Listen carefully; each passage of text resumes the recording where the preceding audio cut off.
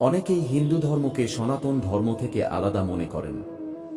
আজও অনেকেই বলেন যে হিন্দু নামটি বিদেশিরা দিয়েছে, এর আগে এর নাম ছিল সনাতন ধর্ম। আবার কিছু মানুষ বলেন যে এর আগে এর নাম ছিল আর্য ধর্ম, কেউ কেউ বলেন এর নাম ছিল বৈদিক ধর্ম। যদিও এই বিষয়ে পণ্ডিতদের বিভিন্ন মত রয়েছে, যা আমরা আজ আপনাদের সামনে তুলে ধরব এবং দেখাব সনাতন শব্দের প্রকৃত অর্থ কী। সনাতন ধর্ম, যাকে হিন্দু ধর্ম বা বৈদিক ধর্ম বলা হয়, এটি প্রায় 196,5,8,3,110 বছরের ইতিহাসে প্রতিষ্ঠিত। সনাতন ধর্মকে আমাদের হিন্দু ধর্মের আরেকটি নাম হিসেবে চেনা যায়। সনাতন অর্থ হল যা চিরন্তন বা অনন্ত, যার কোনো শুরু নেই এবং কোনো শেষও নেই। সনাতন ধর্ম মূলত ভারতীয় ধর্ম, যা কোনো সময় পুরো ভারতীয় উপমহাদেশ জুড়ে বিস্তৃত ছিল। বিভিন্ন কারণে ব্যাপক ধর্মান্তরিত হওয়ার পরও বিশ্বের এই অঞ্চলের অধিকাংশ মানুষ এখনও এই ধর্মে বিশ্বাস রাখে। ওম শুধু সনাতন ধর্মের প্রতীক নয়, বরং সনাতন পরম্পরার সবচেয়ে পবিত্র শব্দ। ঋগ্বেদের মতে সমস্ত দেবতা এবং মানুষ এই পথেই জন্মগ্রহণ করেছেন এবং উন্নতি করেছেন। মানুষের উচিত তার জন্মদাত্রী মাতাকে ধ্বংস না করা। সনাতন ধর্মের মূল উপাদানগুলি হল সত্য, অহিংসা, দয়া, ক্ষমা, দান, জপ এবং তপ, যা শাশ্বত গুরুত্ব রাখে। সনাতন ধর্মে মূলত 4টি বেদ রয়েছে: ঋগ্বেদ, যজুর্বেদ, সামবেদ এবং অথর্ববেদ। ধর্ম, অর্থ, কাম এবং মোক্ষ এই বেদগুলির উপর ভিত্তি করে তৈরি হয়েছে। বৈদিক বা হিন্দু ধর্মকে সনাতন ধর্ম বলা হয় কারণ এটি একমাত্র ধর্ম যা ঈশ্বর, আত্মা এবং মোক্ষকে জানার পথ প্রদর্শন করে। মোক্ষের ধারণা এই ধর্মের অবদান, যা যোগ, ধ্যান এবং কঠোর অনুশীলনের মাধ্যমে অর্জন করা যায়। মোক্ষ ছাড়া অন্য কোনো পথ নেই। জন্ম এবং মৃত্যু মিথ্যা, পৃথিবী সম্পূর্ণ এবং মোক্ষই সত্য। এছাড়া নিজের অস্তিত্বকে পূর্ণ করার আর কোনো উপায় নেই। ঋগ্বেদের অনেক ঋষি বিভিন্ন সময়ে সত্যকে জানিয়েছেন, যা দর্শনশাস্ত্রের সাথে একরূপ। বিভিন্ন ভাষায়, অনুবাদে, সংস্কৃতিতে এবং রীতিতে পার্থক্য থাকতে পারে, কিন্তু সত্যে নয়। হিন্দু ধর্ম অনুযায়ী পুরাণের সংখ্যা 8টি। ব্রহ্মা, বিষ্ণু এবং মহেশ এই পুরাণগুলিতে বর্ণিত হয়েছেন। মহর্ষি বেদব্যাস এই পুরাণগুলি দেববাণী সংস্কৃতে সংকলিত করেছেন।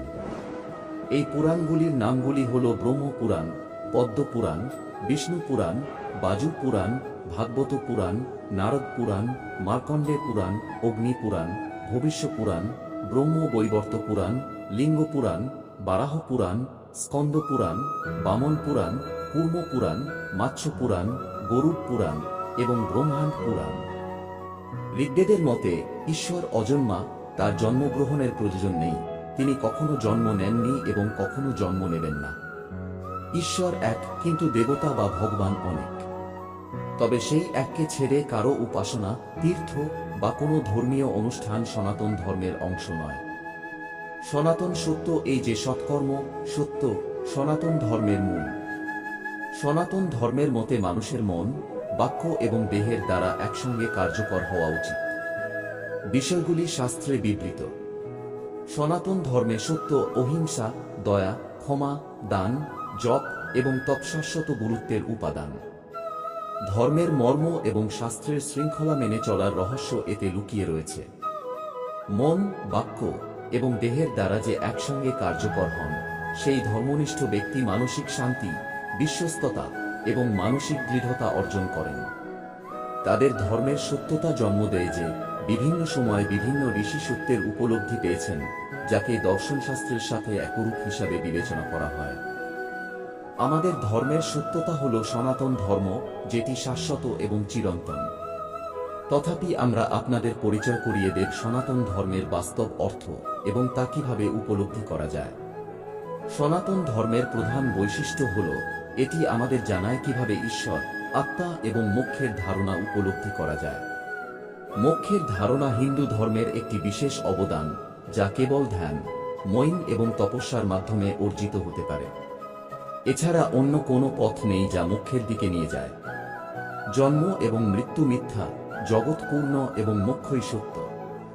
সনাতন ধর্মের শাশ্বত সত্য হল মানবের মন, বাক্য এবং কর্ম একসঙ্গে হতে হবে। যদি মন কিছু ভাবে, বাক্য কিছু বলে এবং কর্ম একেবারে ভিন্ন কিছু করে, তবে তা মিথ্যাচার বলা হয়।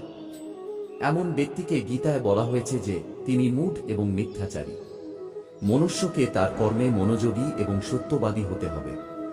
যেমন সত্যবাদী রাজা হরিশ্চন্দ্র, যিনি স্বপ্নে দেখেছিলেন যে তিনি তার রাজ্য দান করছেন এবং সকালে তিনি তা সত্য করে তোলেন। আধুনিক যুগে এই মানদণ্ডগুলি অনুসরণ করা কঠিন, কিন্তু আমাদের উচিত আমাদের বাক্য ও কর্মের মর্যাদা রক্ষা করা। যেমন ভীষ্ম পিতামহ আজীবন ব্রহ্মচর্য পালন করেছিলেন এবং তার প্রতিজ্ঞা রক্ষা করেছিলেন। আমাদের ধর্মগ্রন্থে অনেক পবিত্র কাহিনী রয়েছে যেখানে ধর্মের প্রতিজ্ঞা এবং তা রক্ষার গুরুত্ব তুলে ধরা হয়েছে। মহাভারতের যুদ্ধে শ্রীকৃষ্ণের শস্ত্র না তোলার প্রতিজ্ঞা বা যুদ্ধে শস্ত্র তোলার প্রতিজ্ঞা রক্ষার প্রমাণস্বরূপ উপস্থাপন করা হয়েছে। আমাদের উচিত আমাদের ধর্মের প্রতিজ্ঞা রক্ষা করা এবং সমস্ত প্রাণীর মঙ্গলার্থে কাজ করা। সত্য ধর্মের মূল নীতি হল সত্য এবং সনাতন ধর্মের মূল সত্য এই যে আমাদের মন, বাক্য এবং কর্ম সঠিক পথে পরিচালিত হতে হবে। এছাড়া গীতায় শ্রীকৃষ্ণ বলেছেন, যখনই ধর্মের হানি হয় এবং অধর্মের উত্থান হয়, তখন আমি পৃথিবীতে অবতীর্ণ হই।